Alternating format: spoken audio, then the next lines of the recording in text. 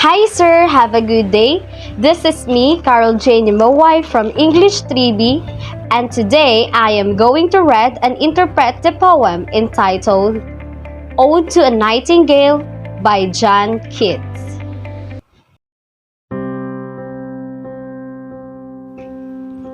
Ode to a Nightingale by John Keats.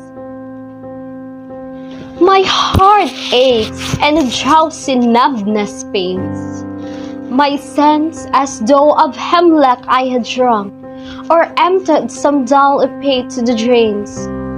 1 minute passed, and little words had sunk. This not true envy of the happy lot, but being too happy in thine happiness, that though light-winged dryad of the trees, in some melodious spot of beechen green and shadow numberless, singest of summer in full throated ease. Oh, for a jot of vintage that had been cold a long age in a deep velvet earth, tasting of flora and the country green, dance and provincial song and sunbirth mirth. Oh, for a breaker full of the warm south, full of the true, the blushful hypocrite, with beaded bubbles winking at the brim, and purple stained mouth, that I might dream, and leave the world and see. And with they fade away into the forest dim, fade far away, dissolve, and quit forget, what thou among the leaves hast never known, the weariness, the fever and the fret. Here, where men sit and hear each other groan, where palsy shakes a few sad last gray hairs, where youth grows pale and spectre thin and dies, where both to think is to be full of sorrow, and leaden eye despairs, where beauty cannot keep her lustrous eyes, or new love pine at them beyond tomorrow. Away, away, for I will fly today, not charioted by Bacchus and his sports, but on the viewless wings of poesy, though the dull brain perplexes and retards. Already what day, tender is the night, and happily the queen moon is on her throne, clustered around by all her starry face.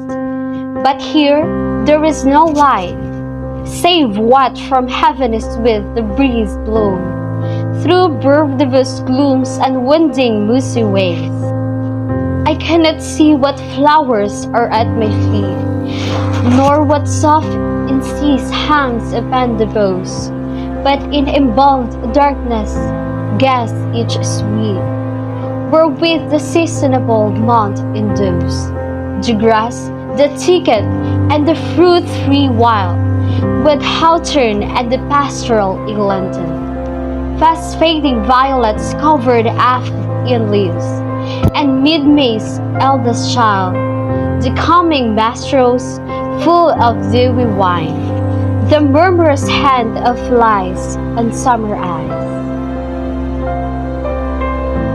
Darkling I listen, and for many a time I have been half in love with easeful death, called him soft names and many a muse rhyme, to take into the air my quiet breath, to seize upon the midnight with no pain, while thou art pouring forth thy soul in such an ecstasy, still wouldst to sing, and I have here in vain, to thy high requiem become sigh.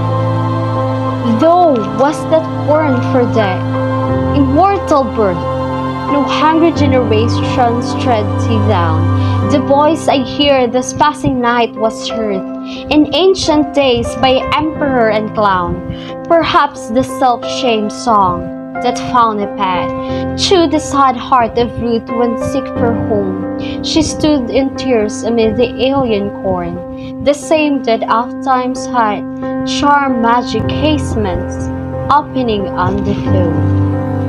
of Pereleus in fairy lands forlorn. Forlorn, the very word is like a bell to toll me back from you to my soul soft. Adieu, the fancy cannot cheat so well as she is formed to do, deceiving elf. Adieu, adieu, thy plaintive anthem fades, past the near meadows over the still stream, up the hillside and now the spurred dip, in the next valley glades. Was it a vision or a waking dream? Fleet is that music. Do I wake or sleep?